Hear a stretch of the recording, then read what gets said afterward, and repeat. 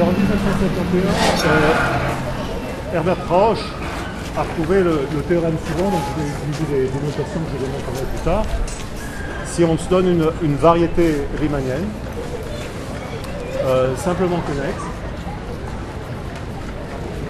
dont la courbure sectionnelle est comprise entre 1 et un nombre delta qui est de l'ordre de 3 quarts dans les travaux de Rausch, alors cette variété, dimension n, est homéomorphe à la sphère canonique Sn. Homéomorphe.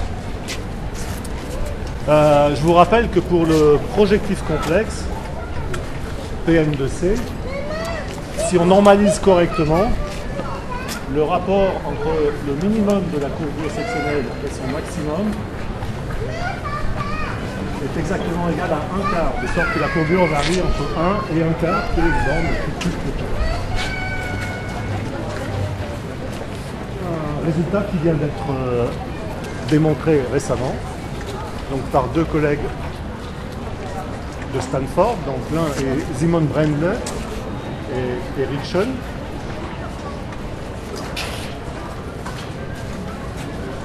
Et dont l'énoncé est le suivant. Donc si on considère une variété riemannienne compacte, strictement un quart pincé,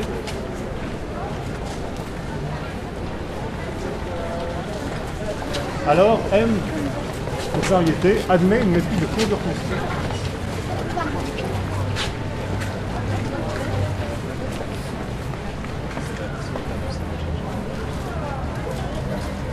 De courbure sectionnelle constante, disons constante égale à 1. Donc ce théorème dit en donc là j'ai laissé tomber l'hypothèse simplement connexe, si ça s'applique dans les canons simplement connexes, et ce théorème dit en particulier que cette variété est le quotient d'une sphère, d'une sphère canonique par un sous-groupe de O2n qui agissent en principe sur le sphère. Je l'ai énoncé sous cette forme parce que c'est vraiment sous cette forme qu'elle est démontrée.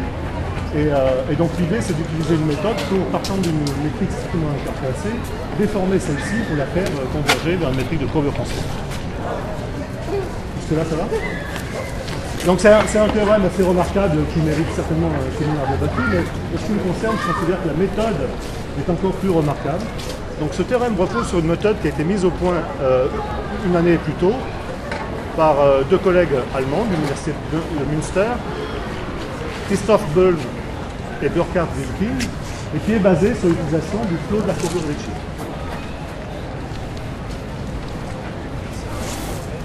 Donc je vous rappelle que le flot de Ricci a été introduit par Richard Hamilton dans un papier de 1992